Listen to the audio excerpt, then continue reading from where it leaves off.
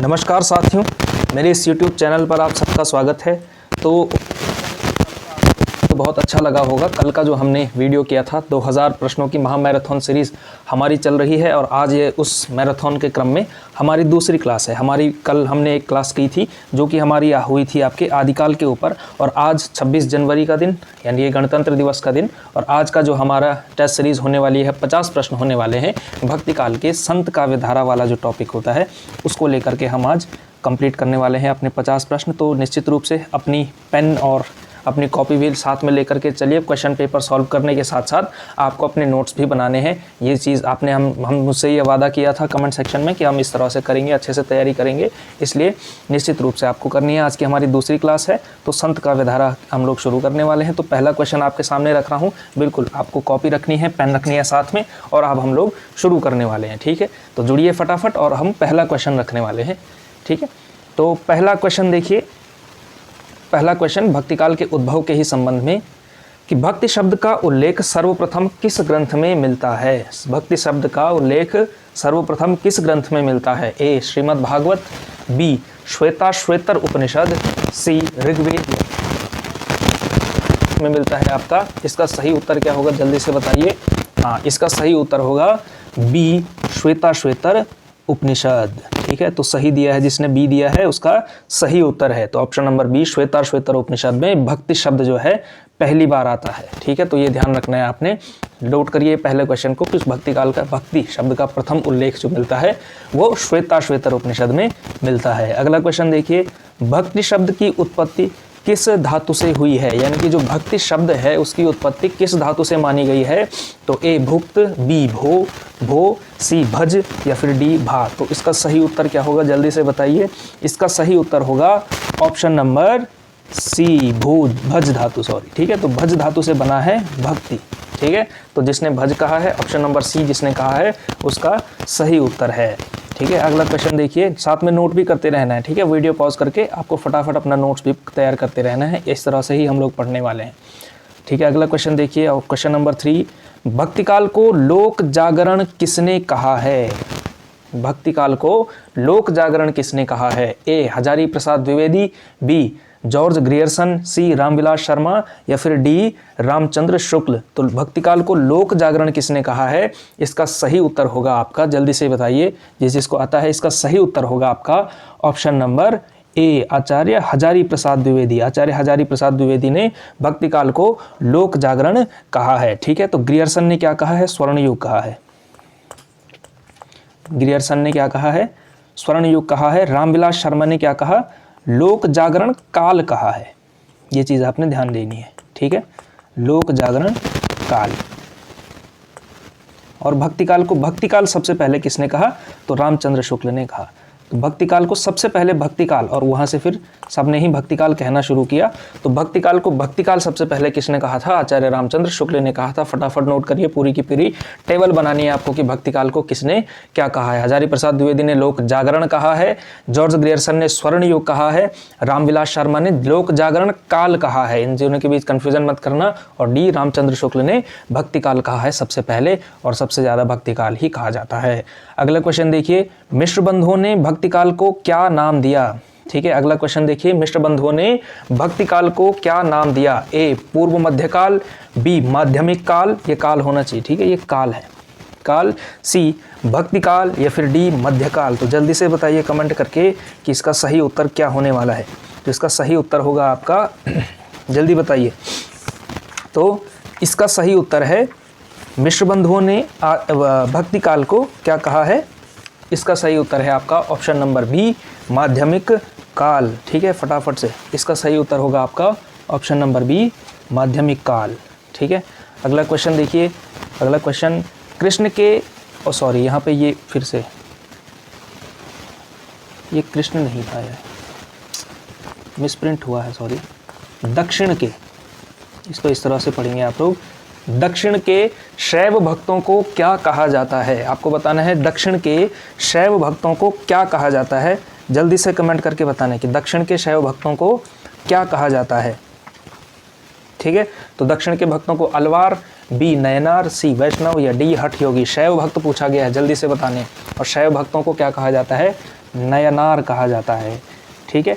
और अलवार कौन होते हैं? ये वैष्णव भक्त होते हैं, वैष्णव भक्त होते हैं, ठीक है। तो नयनार माने जाते हैं। नयनारों की संख्या कितनी होती है? 63 जो है नयनार माने जाते हैं और 9 जो है अलवार माने जाते हैं, ठीक है। इसमें से वैष्णव भक्त, तो वैष्णव तो पूरा एक संप्रदाय है। और हठ योगी किससे संबंधित है? हठ योग किससे संबंधित है? तो नाथ से संबंधित है, नाथ संप्रदाय से संबंधित है आपका हठ योग, ठीक है। तो दक्षिण के शैव भक्तों को नयनार कहा जाता है। और कैसे याद रख सकते हैं आप लोग? क्योंकि नयन एक शब्द आया है, नयन। तो नयन किसका है? तीसरा नेत्र किसका है? तीसरा नेत्र किसका माना गया है? शिव जी का माना गया है। तो वहाँ से आप लोग याद रख सकते हैं कि नयनार किसका है? तो नयनार है शैव भक्तों को और दक्षिण के शैव भक्तों को कहा जाता है। अगला क्वेश्चन देखिए, छठा, भक्ति धर्म का रसात्मक रूप है। भक्ति जो होता है वो धर्म का रसात्मक रूप होता है, यह कथन किसका है? ए Hazari Prasad Dwivedi, B George Grierson, सी रामविलास शर्मा या डी रामचंद्र शुक्ल। तो इसका सही उत्तर क्या होगा? जल्दी से बताइए। हाँ, इसका सही उत्तर होगा आपका ऑप्शन नंबर, हाँ बताइए फटाफट। ऑप्शन नंबर, इसका सही उत्तर है ऑप्शन नंबर डी, आचार्य रामचंद्र शुक्ल, ठीक है। तो जिसने रामचंद्र शुक्ल कमेंट में लिखा है वो बिल्कुल सही कह रहा है। आगे बढ़ते हैं, अगला क्वेश्चन देखिए, अद्वैतवाद के प्रवर्तक माने जाते हैं। अद्वैतवाद के प्रवर्तक कौन माने जाते हैं? ए शंकराचार्य, बी निम्बार्काचार्य, सी मध्वाचार्य या डी रामानुजाचार्य। तो जल्दी से बताइए, अद्वैतवाद के प्रवर्तक कौन माने जाते हैं? तो इसका सही उत्तर क्या होगा आपका? ए शंकराचार्य, ठीक है। और इसके अलावा आपको इनका भी बताना है। निम्बार्काचार्य किसके प्रवर्तक माने जाते हैं? मध्वाचार्य किसके प्रवर्तक? अच्छा, माने जाते हैं वैसे अपने आप में थोड़ा गलत शब्द है। अद्वैतवाद के प्रवर्तक हैं, माने क्या जाते हैं ही ये प्रवर्तक, ठीक है। तो निम्बार्काचार्य किसके हैं? निम्बार्काचार्य हैं आपके द्वैताद्वैतवाद के। कल मैंने आपको पहले ही कहा था कि ये सब पढ़ के आना, ठीक है। द्वैताद्वैतवाद के निम्बार्काचार्य। मध्वाचार्य किसके हैं? तो द्वैतवाद के हैं, ठीक है। और रामानुजाचार्य किसके हैं? तो विशिष्टाद्वैतवाद के हैं, विशिष्टाद्वैतवाद, ठीक है। और इसके अलावा एक दर्शन और बचता है जिसका नाम है शुद्धाद्वैतवाद। इसका फटाफट स्क्रीनशॉट ले लो और या नोट कर लो फटाफट से। शंकराचार्य अद्वैतवाद के, निम्बार्काचार्य द्वैताद्वैतवाद के, मध्वाचार्य द्वैतवाद के, रामानुजाचार्य विशिष्टाद्वैतवाद के। और इसके अलावा एक और बचता है जो कि आपका कृष्ण भक्ति परंपरा से जुड़ता है और इसका नाम है आपका, इसका नाम है शुद्धाद्वैतवाद, शुद्धाद्वैतवाद, शुद्धाद्वैतवाद। और शुद्धाद्वैतवाद के प्रवर्तक कौन है? वल्लभाचार्य हैं, ठीक है। तो ये भक्तिकालीन 5 दर्शन हैं मेन, ठीक है। तो ये सारे के सारे आपको याद रखने हैं। अद्वैतवाद के शंकराचार्य, ठीक है, द्वैताद्वैतवाद के निम्बार्काचार्य, मध्वाचार्य द्वैतवाद के रामानुजाचार्य, आपके विशिष्टाद्वैतवाद के, और शुद्धाद्वैतवाद के आपके वल्लभाचार्य, ठीक है। तो इस तरह से याद रखना है। अगला क्वेश्चन देखिए, किस भक्तिकालीन दर्शन में ब्रह्म को सत्य तथा जगत को मिथ्या बताया गया है? किस भक्तिकालीन दर्शन में ब्रह्म को सत्य बताया गया है और जगत को मिथ्या बताया गया है, ठीक है। तो भक्तिकालीन दर्शन से संबंधित अगर आपको वीडियो देखना है, भक्तिकालीन दर्शन अगर आपको समझने हैं, तो इसी यूट्यूब चैनल पर जाकर के आपको वीडियो प्राप्त हो जाएगा भक्तिकालीन दर्शन नाम से, प्रमुख भक्तिकालीन दर्शन नाम से। उसमें पूरा का पूरा करीब 40-45 मिनट का क्लास का वीडियो है वो, और वो आप लोग इस चैनल पे जाकर के मेरा वीडियो देख सकते हैं भक्तिकालीन दर्शन वाला। मैं आपको उसमें कमेंट सेक्शन में भी बाद में पिन कर दूंगा इस लाइव के बाद, ठीक है। तो भक्तिकालीन दर्शन वाला वीडियो आपको देखना है, उससे संबंधित आपको पूरा का पूरा उसमें वर्णन मिल जाएगा, ठीक है। तो फिलहाल एक बेसिक क्वेश्चन कि भक्तिकालीन किस भक्तिकालीन दर्शन में ब्रह्म को सत्य और जगत को मिथ्या बताया गया है? तो ब्रह्म को सत्य और जगत को मिथ्या अद्वैतवाद में बताया गया है, ठीक है। तो ब्रह्म को सत्य और जगत को मिथ्या कौन मानता है? अद्वैतवाद मानता है, ठीक है। बाकी ये तीनों के तीनों जगत को भी सत्य मानते हैं, ठीक है, और ब्रह्म को भी सत्य मानते हैं, ठीक है। इसका आपको ध्यान रखना है। अगला क्वेश्चन देखिए, विशिष्टाद्वैतवाद से संबंधित संप्रदाय कौन सा है? अब ठीक है, अब थोड़ा सा संप्रदाय भी आपको याद रखने हैं, ठीक। तो आपको बताना है कि विशिष्टाद्वैतवाद से संबंधित संप्रदाय कौन सा है? श्री संप्रदाय, बी ब्रह्म संप्रदाय, सी रुद्र संप्रदाय या डी सनकादि संप्रदाय। तो विशिष्टाद्वैतवाद से संबंधित संप्रदाय कौन सा है? ए आपका श्री संप्रदाय। श्री संप्रदाय क्या है? आपका विशिष्टाद्वैतवाद का संप्रदाय है, ठीक है। तो ये तो हो गया आपका विशिष्टाद्वैतवाद, ठीक है। ब्रह्म संप्रदाय आपका होता है, ब्रह्म संप्रदाय है आपका द्वैतवाद, जिसका कि मध्वाचार्य है, द्वैतवाद, ठीक है। ब्रह्म संप्रदाय है द्वैतवाद के। रुद्र संप्रदाय आपके आते हैं किसमें? रुद्र संप्रदाय है शुद्धाद्वैतवाद,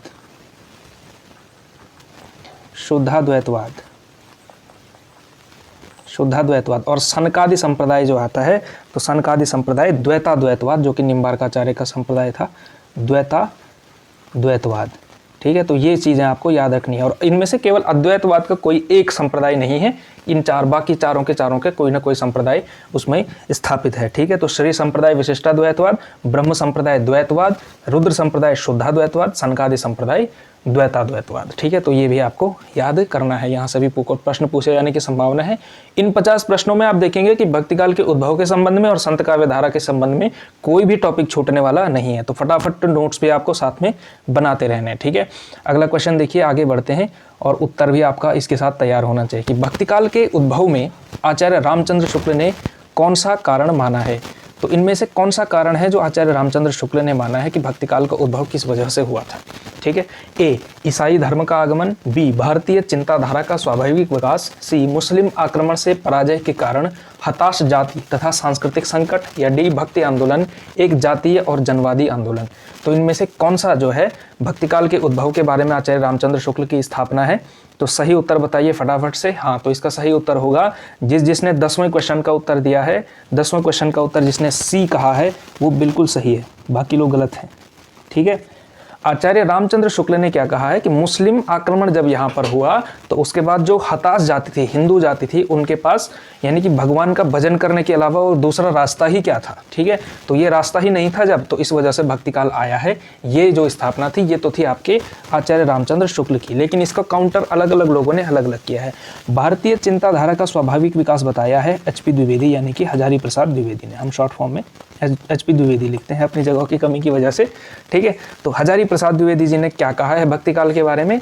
हजारी प्रसाद द्विवेदी जी ने ये कहा है कि अगर इस्लाम नहीं भी आया होता तो भी क्या होता, भक्तिकाल तो पैदा होता ही होता, क्योंकि भारतीय चिंताधारा का ये स्वाभाविक विकास था। क्योंकि जिस तरह से आप लोग देखते हैं आदिकाल में सिद्ध आए, उसके बाद नाथ परंपरा आई, उसके बाद विद्यापति की पदावली शुरू हुई, तो उसी क्रम में जो है उन्होंने कहा कि उसी क्रम में भक्तिकाल भी आ ही रहा था। इसमें कोई इस्लाम के आगमन के कारण कोई बहुत ज़्यादा परिवर्तन नहीं हो गया। हालांकि उन्होंने परिवर्तन को स्वीकार किया कि इस्लाम के जो है प्रभाव को वो भूल नहीं रहे हैं। उन्होंने कहा कि मैं इस्लाम के प्रभाव को भूल नहीं रहा हूँ, लेकिन तब भी अगर इस्लाम नहीं आया होता तो भी भक्तिकाल जो है आकर के रहता और भक्तिकाल का स्वरूप वैसा का वैसा रहता जैसा कि अभी हमको प्राप्त हो रहा है। ठीक है, तो ये वाला कहा है। इसके अलावा ईसाई धर्म का जो कहा है ये कहा है आपके जॉर्ज ग्रियर्सन ने। ईसाई धर्म कहा है ग्रियर्सन ने माना कि ईसाई धर्म के कारण जो है भक्तिकाल आया। हालांकि इस स्थापना को बिल्कुल खारिज कर दिया गया है, वर्तमान समय में इस स्थापना को माना नहीं जाता है ग्रियर्सन की। ठीक है, लेकिन इसके अलावा द्विवेदी जी की और शुक्ल जी की दोनों को मिला करके मान लिया जाता है। ठीक है, और भक्ति का जो आंदोलन था वो जातीय और जनवादी आंदोलन था। ये कथन किसने कहा है, तो ये है आपके रामविलास शर्मा ने, रामविलास शर्मा। ठीक है, तो भक्तिकाल के बारे में ये 2-3 चीज़ें आपने ध्यान रखनी है। और सबसे ज़्यादा इंपॉर्टेंट आपके शुक्ल जी का कथन होने वाला है और हजारी प्रसाद द्विवेदी का कथन होने वाला है, क्योंकि इन दोनों का ही माना जाता है। ठीक है, भक्तिकाल के उद्भव के बारे में। अगला क्वेश्चन देखिए, 11वां क्वेश्चन, भक्तिकाल को हिंदी साहित्य का स्वर्ण युग किसने कहा है। पीछे के क्वेश्चन में हमने इसकी चर्चा कर ली है, लेकिन ये थोड़ा सा अलग तरह का क्वेश्चन है। इसमें ऑप्शन आपको वो नहीं मिलेंगे, आपको यहाँ पे ग्रियर्सन ऑप्शन में नहीं मिलेगा, वरना तो बड़ा आसान सा क्वेश्चन हो जाता। थोड़ा सा टेक्निकल, थोड़ा सा कठिन क्वेश्चन बनाने की कोशिश इसमें की है हमने। ए श्याम सुंदर दास, बी हजारी प्रसाद द्विवेदी, सी रामविलास शर्मा, या डी रामचंद्र शुक्ल। ठीक है, तो हिंदी साहित्य का स्वर्ण युग किसने कहा है भक्तिकाल को। इसका सही उत्तर होगा, दीजिए फटाफट आंसर बताइए। हाँ, इसका सही उत्तर होगा आपका ऑप्शन नंबर ए, श्याम सुंदर दास। तो श्याम सुंदर दास ने भी हिंदी साहित्य का स्वर्ण युग कहा है। तो 2 लोगों ने स्वर्ण युग कहा है, एक श्याम सुंदर दास और दूसरे ग्रियर्सन। ठीक है, तो याद रख लेना, केवल ग्रियर्सन याद करके मत जाना, श्याम सुंदर दास भी याद कर लेना कि हिंदी साहित्य का स्वर्ण युग किसने कहा है। और ऐसा भी पूछा जा सकता है किस काल को कहा जाता है, तो भक्तिकाल तो आप लोग याद रखेंगे ही रखेंगे। अच्छा, इसके अलावा एक क्वेश्चन मैं आपसे पूछा जाता हूं कि आधुनिक काल का स्वर्ण युग किसको कहा जाता है। चलिए, ये क्वेश्चन आपके लिए HW है, होमवर्क है। आधुनिक काल का स्वर्ण युग, आधुनिक काल का स्वर्ण युग किसे कहा जाता है। तो किस काल को आधुनिक काल का स्वर्ण युग कहा जाता है, ये आपने कमेंट सेक्शन में बताना है। और कमेंट सेक्शन में नहीं बता पाए तो आप लोगों ने घर जा करके इसको सर्च करना है कि आधुनिक काल का स्वर्ण युग। पूरे हिंदी साहित्य का स्वर्ण युग तो भक्तिकाल है, लेकिन केवल अगर हम आधुनिक काल की बात करें तो उसमें स्वर्ण युग कौन सा है, ये आपको बताना है। ठीक है, अगला क्वेश्चन देखिए, आचार्य रामचंद्र शुक्ल ने संत काव्यधारा को क्या नाम दिया? आचार्य रामचंद्र शुक्ल ने हिंदी साहित्य का इतिहास लिखा और उसमें यानी कि जो संत काव्यधारा थी भक्ति काल के अंदर उसको क्या नाम दिया, ये आपसे क्वेश्चन पूछा गया। ए निर्गुण धारा, बी संत काव्यधारा, सी ज्ञानाश्रयी शाखा या डी उपरोक्त सभी, यानी कि तीनों के तीनों का नाम यूज कर लिया। इसका सही उत्तर क्या है? इसका सही उत्तर है आपका ऑप्शन नंबर सी ज्ञानाश्रयी शाखा। आचार्य रामचंद्र शुक्ल ने क्या कहा है? संत काव्यधारा को ज्ञानाश्रयी शाखा कहा है, सूफी काव्यधारा को प्रेमाश्रयी कहा है, ठीक है। और उसके बाद सगुण भक्ति धारा में से राम भक्ति धारा और कृष्ण भक्ति धारा तो है ही, ठीक है। तो प्रेमाश्रयी कहा है सूफी को। तो शुक्ल जी का विभाजन इस तरह से आता है, ज्ञानाश्रयी धारा, प्रेमाश्रयी धारा, उसके बाद सगुण भक्ति धाराओं में से राम भक्ति धारा और कृष्ण भक्ति धारा, ठीक है। तो ज्ञानाश्रयी प्रेमाश्रयी वाला वर्गीकरण याद रखना है आपने कि ये वाला किसका है? ये आचार्य रामचंद्र शुक्ल का है, ठीक है। अगला क्वेश्चन देखिए, 13वां क्वेश्चन। आचार्य हजारी प्रसाद द्विवेदी ने संत काव्यधारा को क्या नाम दिया? तो आचार्य हजारी प्रसाद द्विवेदी ने क्या नाम दिया है ये आपको बताना है। ए निर्गुण धारा, बी संत काव्यधारा, सी ज्ञानाश्रयी शाखा या डी उपरोक्त में से कोई नहीं। तो इसका सही उत्तर क्या होगा? बताइए फटाफट। इसका सही उत्तर होगा आपका, इसका सही उत्तर है निर्गुण धारा, ठीक है। तो निर्गुण किसने कहा? निर्गुण धारा जो नाम दिया है वो आपके आचार्य हजारी प्रसाद द्विवेदी ने दिया है, ठीक है। अगला क्वेश्चन देखिए, अगला क्वेश्चन देखिए, संत काव्यधारा के प्रथम कवि आचार्य रामचंद्र शुक्ल के अनुसार कौन है? ठीक है, तो आपको बताना है आचार्य रामचंद्र शुक्ल के अनुसार संत काव्यधारा, संत काव्यधारा आप लोग समझ चुके होंगे, ठीक है। जो कबीर, रैदास, गुरु नानक, इनुए वाली धारा थी। संत काव्यधारा के प्रथम कवि आचार्य रामचंद्र शुक्ल ने किसको माना है? ए कबीर, बी नामदेव, सी दादू दयाल या डी रामानंद। तो आचार्य शुक्ल के अनुसार पहले कवि कौन है संत काव्यधारा के? तो इसका सही उत्तर होगा आपका ए कबीरदास, ठीक है। तो आचार्य रामचंद्र शुक्ल ने किसको माना? कबीर को माना। और एक और आचार्य ने माना है, आचार्य हजारी प्रसाद द्विवेदी ने भी कबीर को ही पहला संत काव्य का धारा का पहला कवि माना है, ठीक है। अच्छा, इसके अलावा दादू दयाल और रामानंद ये दो तो मतलब कंपटीशन में थे ही नहीं, डिबेट केवल नामदेव और कबीर के नाम को लेकर के है, ठीक है। और नामदेव का नाम किस किसने माना? एक तो राम कुमार वर्मा ने और एक गणपति चंद्र गुप्त ने, ठीक है। तो राम कुमार वर्मा और गणपति चंद्र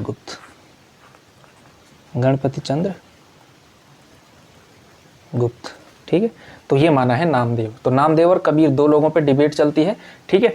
और अगर सर्वसम्मति से पूछ लिया जाए कि साहब संत काव्यधारा का जनरली कौन मान लिया जाता है, तो जो चीज़ शुक्ल और द्विवेदी जिस पर एग्री कर जाए तो उसके अलावा कोई तीसरा आदमी आने की संभावना ही नहीं बनती, तो कबीर को ही माना जाएगा अगर सामान्यतः माना जाए। लेकिन अगर राम कुमार वर्मा या गणपति चंद्र गुप्त का कहीं गलती से पूछ लिया जाए तो नामदेव, वरना तो आपके कबीर हैं ही, द्विवेदी और शुक्ल ने माने हैं। अगला क्वेश्चन देखिए, ऐसी मेरी जाति विख्यात चमार यह काव्य पंक्ति किसकी है? ए कबीरदास, बी रविदास, सी नामदेव, डी दादू दयाल, ठीक है। तो ऐसी मेरी जाति विख्यात चमार ये जो काव्य पंक्ति है ये किसकी है? ये है आपकी ऑप्शन नंबर बी रविदास की। रविदास को जो कि रैदास भी कह देते हैं, ठीक है, और रविदास भी कहते हैं, ठीक है। इनका संप्रदाय बड़ा प्रसिद्ध चलता है आजकल भी।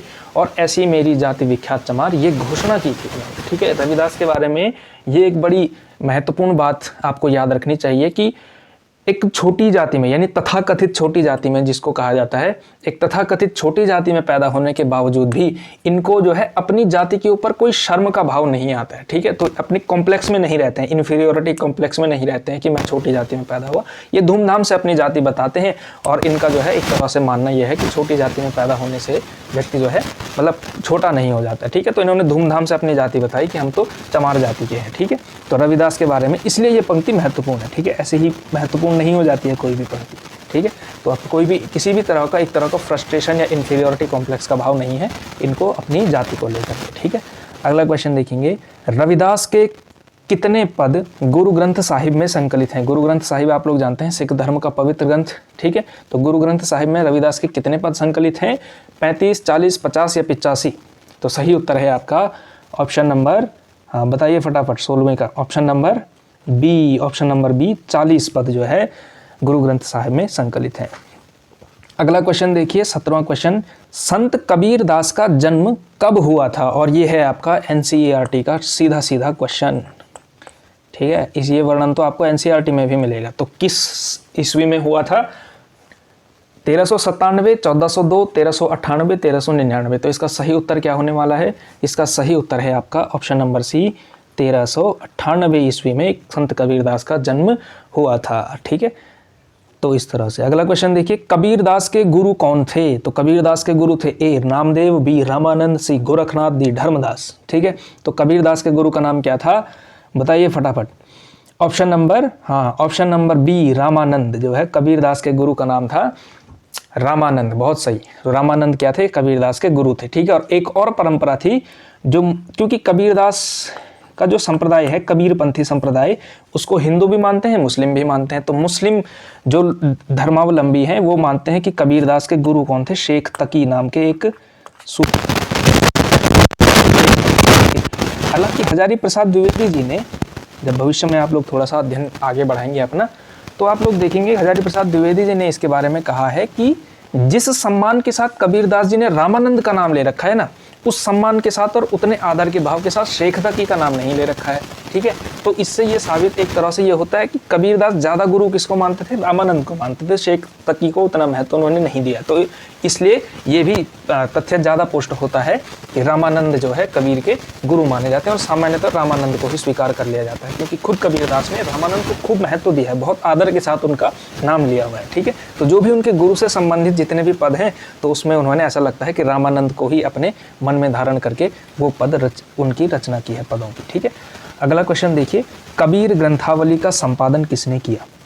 देखिए ये भी एनसीईआरटी में है, कबीर ग्रंथावली का नाम है वहाँ पर। ठीक है, कबीर ग्रंथावली का संपादन 9th क्लास में आप लोग देखेंगे, जो कबीर के पद लगे हुए हैं उसमें कबीर का जीवन परिचय वहाँ पे लिखा हुआ है, कबीर ग्रंथावली में संकलित हैं, कुछ कुछ इंपॉर्टेंट है। तो कबीर ग्रंथावली का संपादन किसने किया? ये बात एनसीईआरटी में नहीं लिखी हुई है, इसलिए यहाँ पे पूछ ली गई है। ठीक है, ए अयोध्या सिंह उपाध्याय हरिऔध, बी हरि प्रसाद द्विवेदी, सी धर्मदास, या डी श्याम सुंदर दास। तो इसका सही उत्तर क्या है? इसका सही उत्तर है आपका ऑप्शन नंबर डी, श्याम सुंदर दास। तो श्याम सुंदर दास जी ने किसका संपादन किया है? आपके कबीर ग्रंथावली का संपादन किया हुआ है। ठीक है, तो अपने एनसीईआरटी वाले जो नोट्स आप स्पेशल वाले बनाने वाले हैं, तो उसमें इस चीज़ को नोट कर लीजिए कि कबीर ग्रंथावली का संपादन किसने किया है? तो श्याम सुंदर दास जी ने किया है, और ये बहुत महत्वपूर्ण संपादन है। ठीक है, अगला क्वेश्चन देखिए। अगला क्वेश्चन, कबीरदास की भाषा को सधुक्कड़ी किस आलोचक ने कहा? कबीर की भाषा को सधुक्कड़ी किस आलोचक ने कहा? ए रामचंद्र शुक्ल, बी हजारी प्रसाद द्विवेदी, सी श्याम सुंदर दास, या डी मिश्र बंधु। ठीक है, तो इसका सही उत्तर होगा आपका, बताइए फटाफट 19वें का। इसका सही उत्तर होगा आपका ऑप्शन नंबर ए, आचार्य रामचंद्र शुक्ल। तो आचार्य रामचंद्र शुक्ल ने क्या कहा? कबीरदास की भाषा को सधुक्कड़ी भाषा कहा है। ठीक है, और इसके अलावा एक और प्रश्न आपसे मैं पूछ रहा हूं कि पंचमेल खिचड़ी किसने कहा? कबीर की भाषा को पंचमेल खिचड़ी, पंचमेल खिचड़ी यानी कि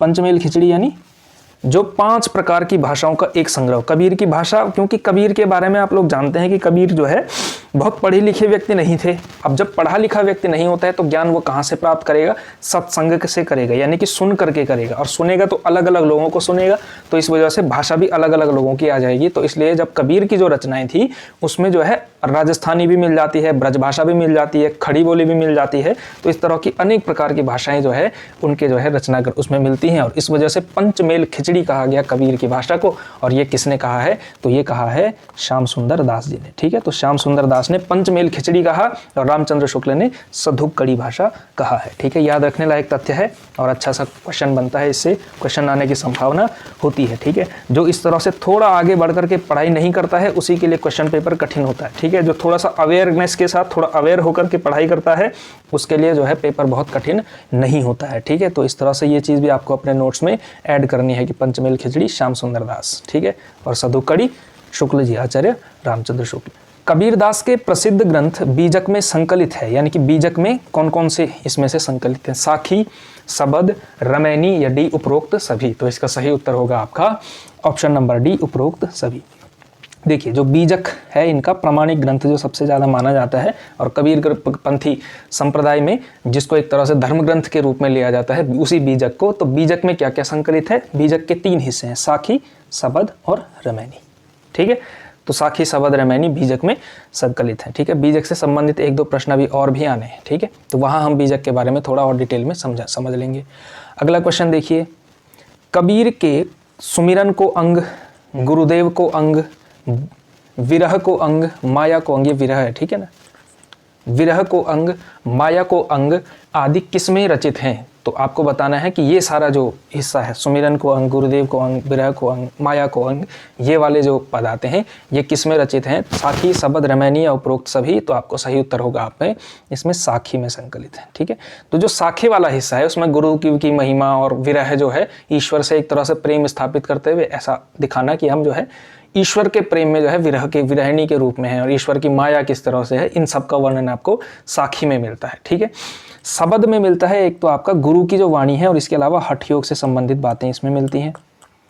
हठ योग से संबंधित बातें आपको यहाँ मिलती हैं। आप लोग जानते हैं नाथ संप्रदाय का भी प्रभाव कबीर के ऊपर था, तो इसमें जो हठ योग वगैरह की बातें हैं प्लस गुरुदेव की जो बातें हैं, शब्द यानी कि शब्द से बना हुआ है शब्द, तो गुरुदेव की जो बातें थी उनको सुना और उसको जो है उन्होंने लिख दिया शब्द में। और रमैनी क्या है? रमैनी दरअसल रामायण का रूप है, रमैनी मतलब रामायण। और राम लोग जानते हैं कि कबीर के जो राम थे वो वाले राम नहीं थे जो अयोध्या में रहते थे और ठीक है जिन्होंने रावण को मारा। इनके जो राम थे वो निर्गुण ब्रह्म के लिए उन्होंने राम शब्द का यूज किया। तो राम नाम का जो महिमा का वर्णन उन्होंने किया है वो रमैनी के अंतर्गत किया है, ठीक है। तो समझ गए आप लोग, साखी के अंदर सुमिरन को अंग, विरह को अंग, ये वाली चीजें, शब्द के अंदर हठ योग, नाथ संप्रदाय से संबंधित प्लस गुरुदेव की बातें जो गुरु से उन्होंने शिक्षा प्राप्त की, ठीक है।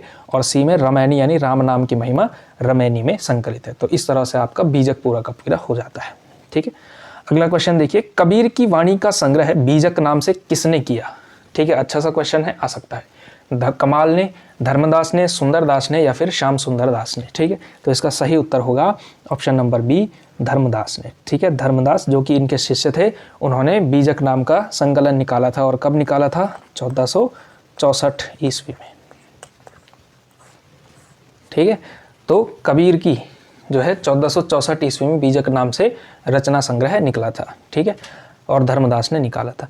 कबीर को वाणी का डिक्टेटर किसने कहा है? पूछा जा सकता है, और ये भी एनसीईआरटी में ये वाली बात कही गई है। जो 11th क्लास में आपके कबीर लगे हुए हैं वहाँ पे ये तथ्य आता है कि कबीर को वाणी का डिक्टेटर किसने कहा है? ए रामचंद्र शुक्ल, बी हजारी प्रसाद द्विवेदी, सी श्याम सुंदर दास, डी मिश्र बंधु। बहुत हॉट फेवरेट क्वेश्चन है, इंपॉर्टेंट मान के चलो, ठीक है। LT के पेपर में दिख गया तो देख लेना फिर, ठीक है। और जिसने ये वीडियो देखा होगा उसके लिए तो बहुत अच्छा हो जाएगा। तो कबीर को वाणी का डिक्टेटर किसने कहा है? ए रामचंद्र शुक्ल, बी हजारी प्रसाद द्विवेदी, सी श्याम सुंदर दास या डी मिश्र बंधु, ठीक है। तो इसका सही उत्तर है आपका बी हजारी प्रसाद द्विवेदी। तो आचार्य हजारी प्रसाद द्विवेदी ने कबीर को वाणी का डिक्टेटर कहा है, ठीक है। अगला क्वेश्चन देखिए, आगे बढ़ते हैं सीधा। गुरु ग्रंथ साहिब में गुरु नानक के पद किस प्रकरण में संकलित हैं? आप लोग जानते हैं गुरु नानक के पद गुरु ग्रंथ साहिब में किस प्रकरण में संकलित हैं? तो ए गुरुवाणी, बी महला, सी उदासी या डी अंगवधु। तो इसका सही उत्तर है आपका बी, महला नाम का प्रकरण है, महिला नहीं महला नाम का प्रकरण है, उसमें संकलित हैं आपके गुरु नानक के पद, ठीक है। अगला क्वेश्चन देखेंगे, उदासी संप्रदाय की स्थापना किसने की? धर्मदास, बी दादू दयाल, सी सुंदरदास, डी श्रीचंद, ठीक है। और संत काव्य धारा से जुड़े हुए प्रमुख संप्रदाय आपको जरूर याद रखने हैं। कुछ तो आपको जो है वो विशिष्टाद्वैत वगैरह और उनके सारे संप्रदाय याद रखने हैं, और इसके अलावा जो संत कवियों ने जो संप्रदाय स्थापित किए वो भी आपको याद करने हैं। और इसी में आपको जो है आगे के क्वेश्चन में सारे के सारे संप्रदाय एक साथ में करवा लूँगा। तो फिलहाल आपको बताना है उदासी संप्रदाय की स्थापना किसने की?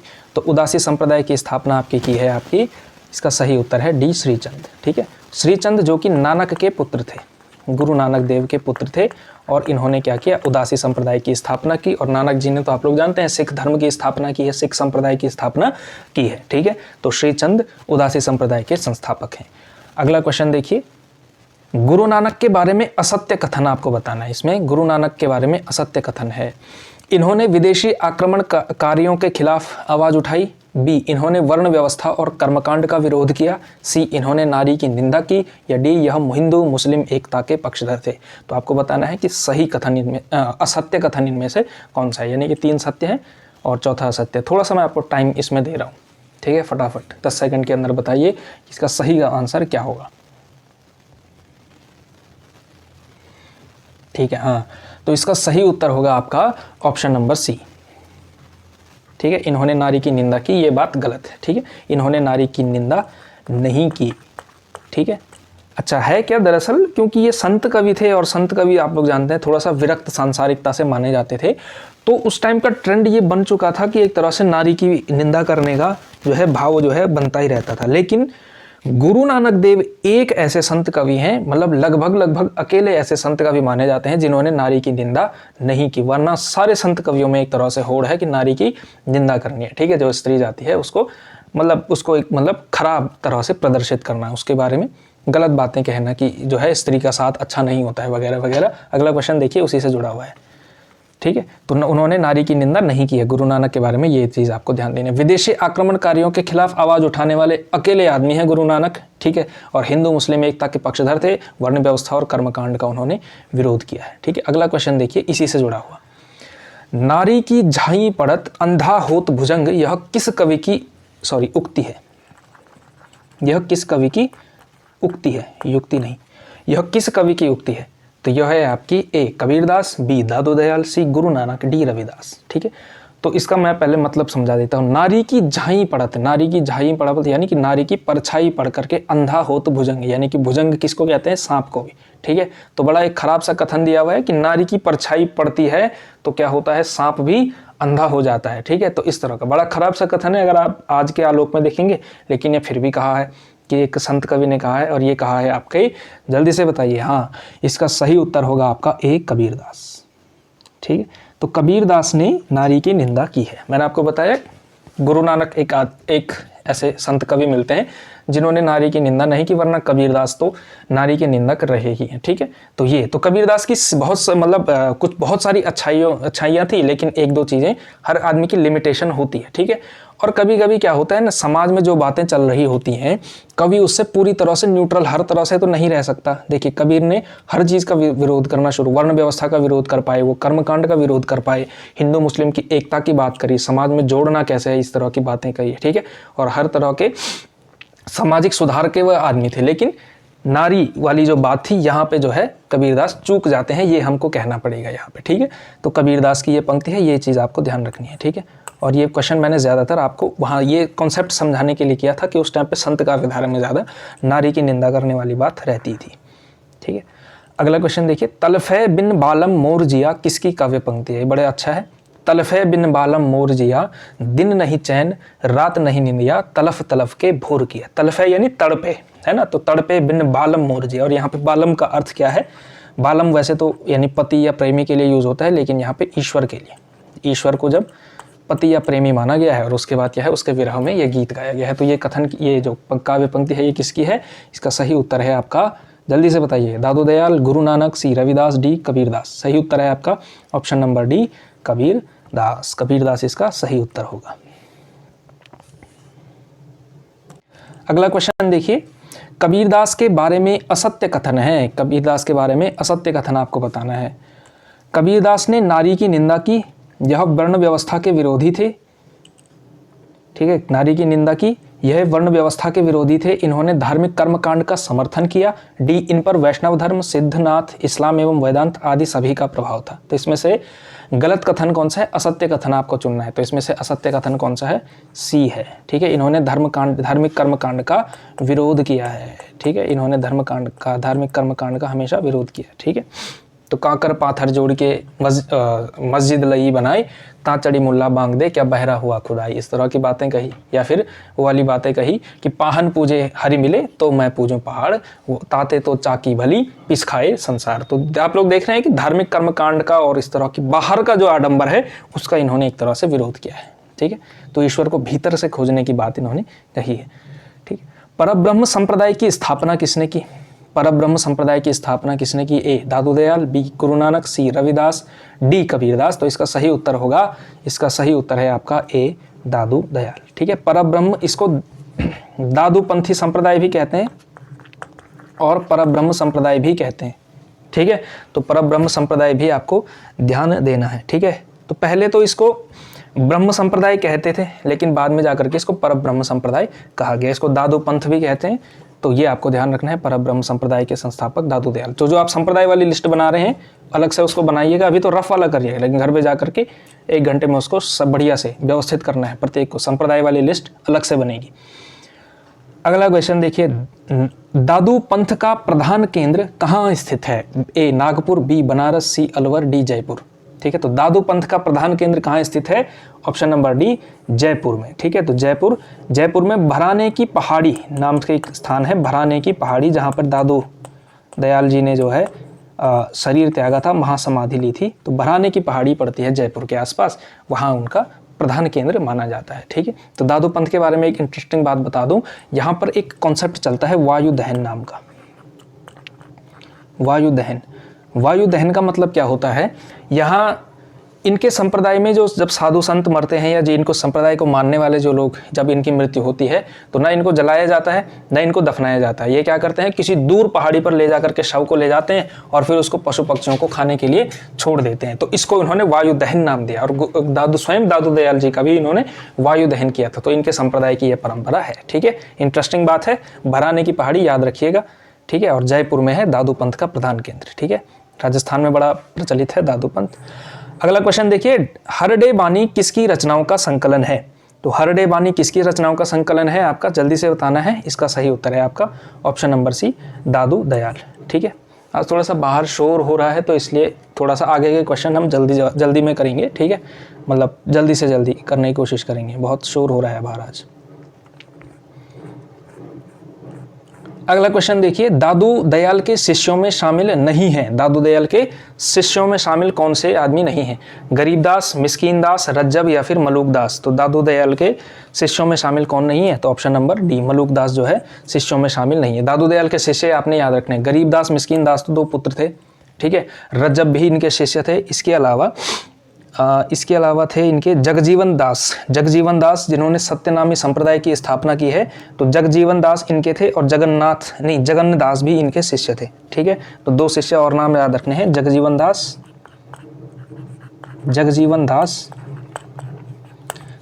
दास और इसके अलावा जगन दास। ठीक है, जगन्न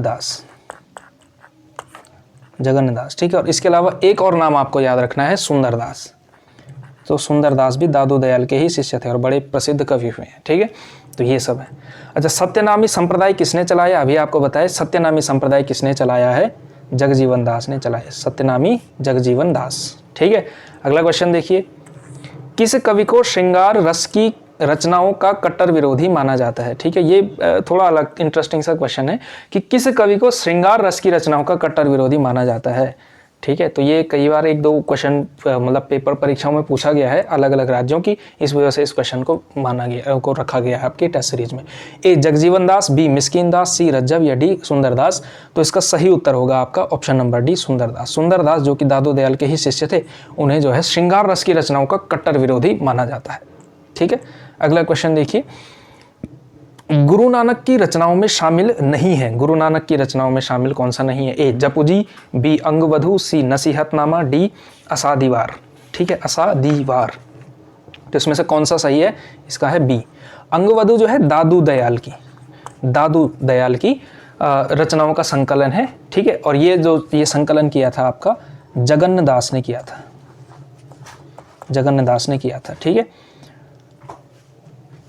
ठीक है, तो इसके अलावा ये आपको याद रखना है। नहीं सॉरी, ये जगन्नदास ने नहीं किया था, अंगवधु का संकलन किया था रज्जब ने। ठीक है, और जो कि है ये रचना किसकी? दादू की है, और संकलन किसने किया? रज्जब ने किया। ठीक है, और हरडे बानी है, हरडे बानी ये भी दादू की ही रचना है, लेकिन इसका संकलन किया है जगन्न दास ने। ये भी आपको याद करना है। ठीक है, तो दादू दयाल की 2 संकलन निकले, एक तो इनके एक शिष्य हरडे बानी का संकलन जगन्नदास ने किया, अंगवधु का संकलन रज्जब ने किया। ठीक है, दोनों दादू दयाल की रचनाएं हैं। इसके अलावा गुरु नानक की रचनाएं कौन कौन सी हैं? बाकी तीनों गुरु नानक की हैं, जपुजी, नसीहतनामा, असादीवार। इसके बाद रहीरास भी आपको याद रखना है, एक रहीरास और दूसरा सोहिला, ये 2 नाम और आपको याद रखने हैं। ठीक है, तो रहीरास, सोहिला, जपुजी, नसीहतनामा, असादीवार। ठीक है, ये 5 नाम आपको याद रखने हैं इस तरह से एक ही क्रम में। ठीक है, आगे बढ़ते हैं, अगला क्वेश्चन देखेंगे। ज्ञान समुद्र के रचयिता हैं, ज्ञान समुद्र के रचयिता कौन है? Option number D Sundardas. ठीक है, तो ऑप्शन नंबर डी आपके सुंदरदास हैं ज्ञान समुद्र के रचयिता। ठीक है, तो ज्ञान समुद्र और सुंदर विलास, ठीक है। तो इनकी एक और रचना है सुंदर विलास, तो ये आएगा, तो ये तो आप कर ही लेंगे। इस वजह से बहुत कम संभावना है कि जिसका नाम लिखा हुआ होता है ना पहले, जिसमें सुंदर विलास लिखा हुआ है, तो ये परीक्षा में बहुत कम आता है, लेकिन ज्ञान समुद्र आ सकता है, ठीक है। तो सुंदरदास आपने याद रखना है। अगला क्वेश्चन, गुरु ग्रंथ साहिब का संपादन करने का श्रेय किसको जाता है? बड़ा अच्छा सा क्वेश्चन है ये। गुरु ग्रंथ साहिब का संपादन किसने किया? गुरु ग्रंथ साहिब यानी कि अलग अलग उनका लिखा, कबीर की रचनाएं इसमें संकलित हैं, रैदास की संकलित हैं, नानक की संकलित हैं, बहुत सारे लोगों की इसमें संकलित है, ठीक है, संत कवियों की। तो गुरु ग्रंथ साहिब का संपादन किसने किया है? इसका सही उत्तर है आपका गुरु अर्जुन देव, ठीक है। ये अर्जन गलत लिखा हुआ, अर्जुन देव, गुरु अर्जुन देव ने गुरु ग्रंथ साहिब का संपादन किया है। ये तथ्य है जो है थोड़ा इंपॉर्टेंट हो सकता है, ट्रिकी हो सकता है, पूछा भी जा सकता है, ठीक है। अगला क्वेश्चन, बिश्नोई संप्रदाय की स्थापना किसने की? ठीक है, ये वाला क्वेश्चन है। देखिए अब संप्रदाय वाला हम कर देते हैं थोड़ा सा। बिश्नोई संप्रदाय की स्थापना किसने की है? तो बिश्नोई संप्रदाय की स्थापना किसने की है? श्रीचंद, लालदास, जंबनाथ, बाबालाल। तो इसका सही उत्तर है सी, जंबनाथ, ठीक है। ये बिश्नोई संप्रदाय वही है, आप लोग जानते हैं कि जो बिश्नोई संप्रदाय के बारे में प्रसिद्ध है कि ये लोग वन्य जीवों के प्रति और वन्य मतलब वनस्पति और पेड़ पौधों के प्रति भी बड़े जो है अवेयर जाति मानी जाती है, ठीक है। तो इनके इसमें, और इसी को लेकर के आप लोग जानते हैं कि जो अभिनेता सलमान खान हैं, तो उनको जो काला हिरण मारने के ऊपर जो केस है, तो बिश्नोई संप्रदाय ही उस केस को लड़ता है, ठीक है। और बीकानेर के आसपास ये लोग रहते हैं, तो बीकानेर का ये बीकानेर यानी राजस्थान के आसपास बिश्नोई संप्रदाय है और बड़ा प्रसिद्ध है, ठीक है, अपने जो है पर्यावरण प्रेम की वजह से। और इसकी स्थापना किसने की थी? जंबनाथ ने की थी। श्रीचंद का हमने आपको बताया उदासी संप्रदाय, गुरु नानक के पुत्र थे जो। लालदास के संप्रदाय का नाम क्या है? लालदास के संप्रदाय का नाम ही लाल पंथ है या लालदासी संप्रदाय है, लाल पंथ, लालदासी संप्रदाय। और बाबा लाल का जो है बाबा लाली है, बाबा लाली। उसके अलावा सत्यनामी वगैरह आपको बताया गया है, सत्यनामी जगजीवन दास, ठीक है।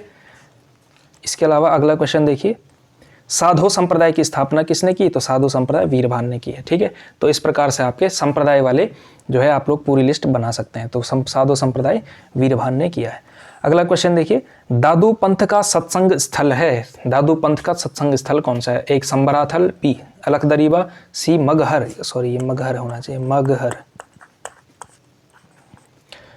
डी भराने, ठीक है। तो दादू पंथ का जो सत्संग स्थल है वो कहाँ है? इसका सही उत्तर है बी अलखदरीबा। अलखदरीबा कहलाता है दादू पंथों का सत्संग स्थल, ठीक है।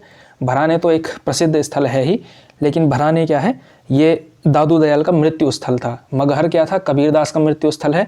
और जो संभराथल है ये जंबनाथ जी का है, जंबनाथ का, जंबनाथ वही जिन्होंने बिश्नोई संप्रदाय की स्थापना की, ठीक है। तो ये आपको ध्यान रखना है। अगला क्वेश्चन देखिए, निम्नलिखित संत कवियों को कालक्रम से लगाना है, कालक्रम से लगाना है। रविदास, लालदास, दादू दयाल, कबीरदास। कबीरदास, रविदास, दादू दयाल, लालदास। रविदास, कबीरदास, लालदास, दादू दयाल, या डी दादू दयाल, कबीरदास, रविदास, लालदास, ठीक है। तो इसका सही क्रम आपका क्या होगा?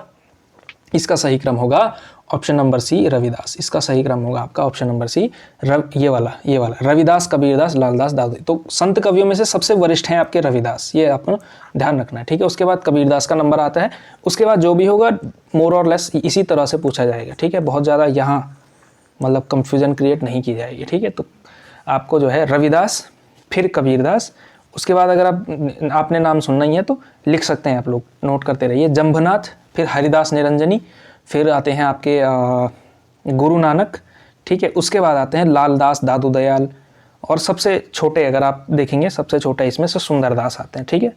इस तरह से तो सुंदरदास आपके अंत में आएंगे, सुंदरदास जो कि दादू दयाल के शिष्य थे, ठीक है। अगला क्वेश्चन देखिए, प्रभु जी तुम चंदन हम पानी किसकी काव्य पंक्ति है? अच्छा सा क्वेश्चन है, प्रभु जी तुम चंदन हम पानी। अब कुछ क्वेश्चन आपके यहाँ से काव्य पंक्तियों से हैं, ठीक है। ये काव्य पंक्तियाँ आपकी परीक्षा में पूछी जा सकती हैं, इसलिए इनके कुछ क्वेश्चन रखे गए हैं, ठीक है। अब आप समझ पा रहे होंगे कि किस तरह से आपके नोट्स भी बनाए जा रहे हैं और आपके जो है टेस्ट भी लिया जा रहा है, टेस्ट सीरीज भी चल रही है, ठीक है। तो जो अगर देखिए इस टेस्ट सीरीज से आप बहुत मैक्सिमम फायदा उठा सकते हैं, मैं अभी से कह रहा हूँ आपको, ठीक है। अगर आपने बढ़िया से नोट्स नोट करना शुरू कर दिया डिसिप्लिन के साथ, इन 40 दिनों में 40 घंटे मैं आपसे मांग रहा हूँ केवल, ठीक है। अभी का जोड़ दीजिए और उसके बाद घर पे मतलब थोड़ा सा अलग टाइम निकाल करके 15-20 मिनट में उन नोट्स को बनाइए। खराब राइटिंग में बनाइए लेकिन बनाइए तो बहुत अच्छे से आप लोग पढ़ पाएंगे। प्रभु जी तुम चंदन हम पानी किसकी काव्य पंक्ति है? तो ये काव्य पंक्ति किसकी है? दादू दयाल, गुरु नानक, रविदास, कबीरदास। इसका सही उत्तर है आपका ऑप्शन नंबर सी, रविदास। प्रभु जी तुम चंदन हम पानी। ठीक है, ये रविदास का। और एक और आपको बताया, ऐसी मेरी जाति विख्यात चमार, ये वाली जो बात कही है। तो चमार शब्द कहीं पर भी आए ना जाति बताता हुआ धूमधाम से, तो रविदास आपने सीधा टिक करना है, ठीक है। और ये वाला भी आपको याद रखना है, प्रभु जी तुम चंदन हम पानी। अगला क्वेश्चन देखिए, अजगर करे न चाकरी पंछी करे न काम, किसकी काव्य पंक्ति है? दादू दयाल, गुरु नानक, रविदास, मलुकदास।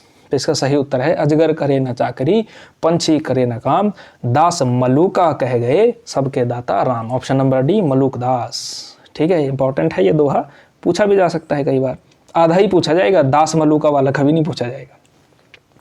अगला क्वेश्चन देखिए, माई न होती बाप न होते कर्म न होता काया, हम नहीं होते तुम नहीं होते कौन कहाते आया। ये काव्य पंक्ति किसकी है? ठीक है, कबीरदास, नामदेव, रैदास, मलुकदास। ठीक है, तो ये काव्य पंक्ति है आपकी नामदेव की। नामदेव की ये केवल और केवल ये याद रख लेंगे और पेपर में अगर आ गया तो आप लोगों की लॉटरी लगने वाली है। ठीक है, नामदेव का केवल यही याद रखना है। ठीक है, तो संत काव्य के 5 से 6 काव्य पंक्तियां हैं और प्रत्येक की 1-1, 2-2 याद रखेंगे तो वो भी आपका काम चल जाएगा। ठीक है, अगला देखिए, यहाँ से फिर से अगेन, जाति ओछा पाती ओछा ओछा जन्म हमारा, किसकी काव्य पंक्ति है? फिर से अगेन, जाति को लेकर के कोई मतलब इस तरह का भाव नहीं है कि अरे मुझे तो बड़ा अफसोस है मैं छोटी जाति में पैदा हुआ, इस तरह का कोई भी भाव पैदा नहीं हो रहा है इन पंक्तियों से। एकदम धूमधाम से जाति बताई जा रही है कि जाति ओछा पाती ओछा ओछा जन्म हमारा। ये किसकी काव्य पंक्ति है? तो अगेन ये काव्य पंक्ति है आपके संत रैदास की। ठीक है, तो संत रैदास की।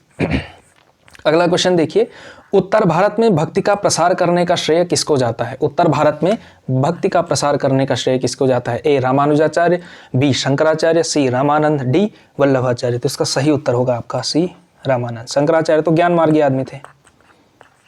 ठीक है, ज्ञान मार्ग, इन्होंने कहा कि भक्ति भुक्ति करने से कुछ नहीं होता है, ज्ञान प्राप्त करो, अद्वैत वेदांत। ठीक है, रामानुजाचार्य जो है ये विशिष्टाद्वैतवाद के हैं और इन्होंने दक्षिण में जो है भक्ति का जो है विकास किया था और रामानंद ने उत्तर में किया था। ठीक है, वल्लभाचार्य शुद्धाद्वैतवाद से जुड़े हुए, इन्होंने इन्हीं की परंपरा आगे चल करके कृष्ण काव्यधारा के रूप में परिलक्षित होती है। तो वैसे तो 2 लोगों ने किया है, रामानंद ने भी किया है, वल्लभाचार्य ने भी किया है, लेकिन अगर एक नाम लेना हो तो ज़्यादा रामानंद, क्योंकि रामानंद की 2 परंपराएं चली ना।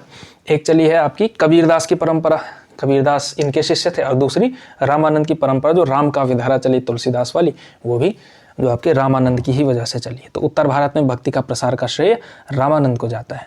अगला क्वेश्चन देखिए, नैया बीच नदिया डूबती जाए, यानी कि नैया के बीच में नदी डूब रही है, ये किसकी काव्य पंक्ति है? तो इस तरह की कोई भी इस तरह की पंक्तियों को कहा जाता है उलट बांसी। उलट बांसी, ठीक है। तो यानी कि देखिए, आम जनता क्या कहेगी, नदी के बीच में नाव डूबती है कि नहीं? नदी के बीच में नाव डूबती है, नाव के बीच में नदी नहीं डूबती है। ठीक है, तो आम आदमी कहेगा कि नदी के बीच में नाव डूबती जा रही है, लेकिन उलट बांसी है। ठीक है, यानी कि आम जनता के कथन से उल्टा कहना है, तो नैया के बीच में नदियां जो है डूबती जाए। तो इस तरह की उलट बांसी अगर कहीं भी मिले आपको जो उल्टी बात कह रही हो, तो उलट बांसी किसने कही है? कबीर ने ही कही है। ठीक है, तो कबीर की उलट बांसी भी आपको याद रखनी है। ठीक है, एक वो सूफी वाला टच मैंने आपको बताया था, तलफे बिन बालम मोरजिया, वो पूछा जा सकता है। अच्छा, इन काव्य पंक्तियों के संबंध में आपको जो एनसीईआरटी में जो भी लगा हुआ है ना, वो सब याद कर लेना भाई। कबीर का जो भी 9th में 11th में जो भी लगा हुआ है वो सब याद कर लेना, वो तो इंपॉर्टेंट है ही। इसके अलावा थोड़ा थोड़ा टचेज आपको दिए जा रहे हैं संकेत के रूप में। ठीक है, अगला क्वेश्चन, मलुकदास की रचनाएं हैं। मलुकदास की रचनाएं कौन कौन से हैं? ज्ञानबोध, ज्ञानपरोक्षी, विभव, विभूति, या फिर डी उपरोक्त सभी। तो इसका सही उत्तर होगा आपका उपरोक्त सभी। ये मलुकदास की तीनों रचनाएं आपको याद रखनी है। ठीक है, ज्ञानबोध, ज्ञानपरोक्ष, विभव, विभूति। ठीक है, तो अगला क्वेश्चन आज का हमारा अंतिम प्रश्न, यानी कि इस टेस्ट सीरीज के, वैसे हमने 30 ही क्वेश्चन किए थे आदिकाल के। ठीक है, तो 80वां क्वेश्चन मान के चलेंगे। ठीक है, तो इनमें से संत काव्यधारा का कवि नहीं है? गुरु नानक, बी अंगद देव, सी नरहरि, या फिर डी सुंदरदास। ठीक है, संत काव्यधारा का कवि नहीं है, इस तरह से भी क्वेश्चन पूछा जा सकता है कि कौन किस काव्यधारा का है। तो थोड़ा सा देखिए आप लोग, देखिए गुरु नानक तो हैं ही, आपने पढ़ ही लिया। गुरु अंगद देव, जो भी सिख धर्म के जितने भी 10 गुरु आएंगे वो सब संत काव्यधारा के आएंगे। ठीक है ना।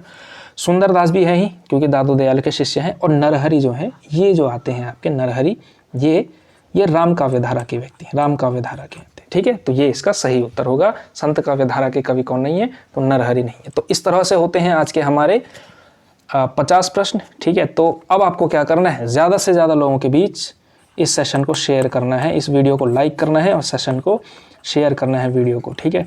और अब से मैं थोड़ा सा टारगेट भी रखूँगा आप लोगों के लिए। तो टारगेट है ही कि आपको अच्छे से पढ़ाई करनी है, लेकिन वीडियो की ग्रोथ भी ज़रूरी है। मैं भी चाहता हूँ कि मेरा चैनल ग्रोथ हो आप लोगों की ग्रोथ के साथ साथ, ठीक है। तो मैं इस पर थोड़ा सा 30 सब्सक्राइबर का, ज़्यादा नहीं, 30 सब्सक्राइबर अगर मेरे इस वीडियो से बढ़ते हैं तो बहुत अच्छी बात होगी। 30 सब्सक्राइबर का हम लोग टारगेट इस वीडियो पे रख रहे हैं। व्यूज़ आप जितने से ज़्यादा से ज़्यादा दे सकते हैं। बहुत अच्छा आप लोग कर रहे हैं। 70 से 75 लोग, कल की सेशन को भी देखा था, आज भी सेशन को काफ़ी संख्या में लोग देख रहे हैं, ठीक है। तो बहुत बहुत शुक्रिया आप लोगों का। आज की वीडियो में बस इतना ही। और आगे की कल की जो हमारी वीडियो होने वाली है, कल का भी टॉपिक मैं बता देता हूँ। कल जो हमारा सूफ़ी काव्यधारा है ना, सूफ़ी काव्यधारा, तो सूफ़ी काव्यधारा आप लोगों ने पढ़ के आनी है। उस पर 50 प्रश्न होंगे, ठीक है।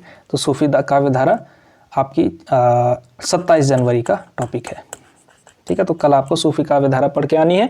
फिलहाल के लिए आप लोगों का बहुत बहुत शुक्रिया।